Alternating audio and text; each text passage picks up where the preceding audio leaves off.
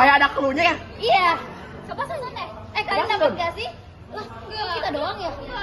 Coba Sun deh. Coba. Bisover. Mana belum disusun? Bisover. Coba kira-kira apa? Disusun. Kayaknya awalnya ini dulu deh. Agak cocok ini mah. Coba F-nya. Coba. Ini.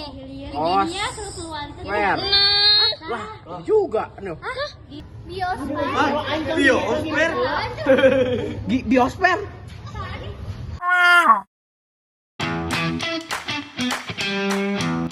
Biosfer, apa sih biosfer itu?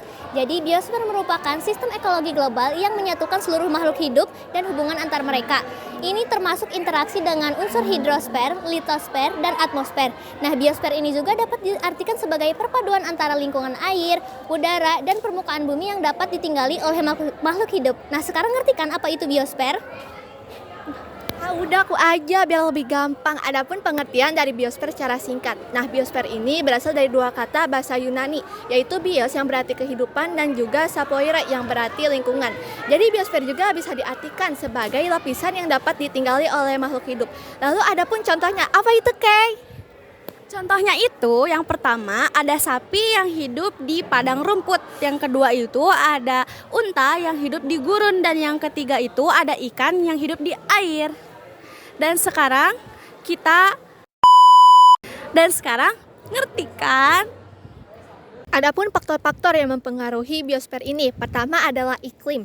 Nah, jadi iklim ini sangat berpengaruh terhadap pertumbuhan flora dan fauna secara fisik. Nah, dari iklim tersebut ini bisa seperti curah hujan, angin, suhu udara, maupun kelembapan di wilayah tersebut. Sebagai contoh seperti sinar matahari. Nah, sinar matahari ini sangat berpengaruh terhadap proses fotosintesis pada tumbuhan. Yang kedua itu ada air. Manusia itu sangat bergantung kepada air. Contohnya itu di gurun.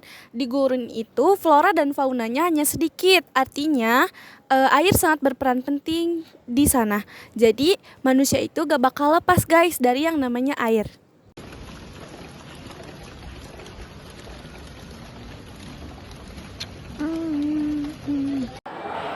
Yang ketiga yaitu tanah. Tanah sangat penting, artinya untuk tumbuhan.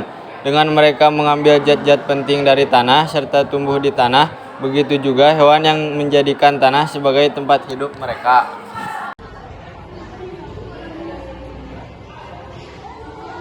Ada yang keempat yaitu topografi. Tinggi rendah serta relief sebuah permukaan wilayah juga akan sangat mempengaruhi persebaran flora dan fauna. Misalnya di tempat-tempat tinggi, suhu yang akan dingin, artinya ada hewan dan tumbuhan khusus yang biasanya hidup dalam kondisi tersebut.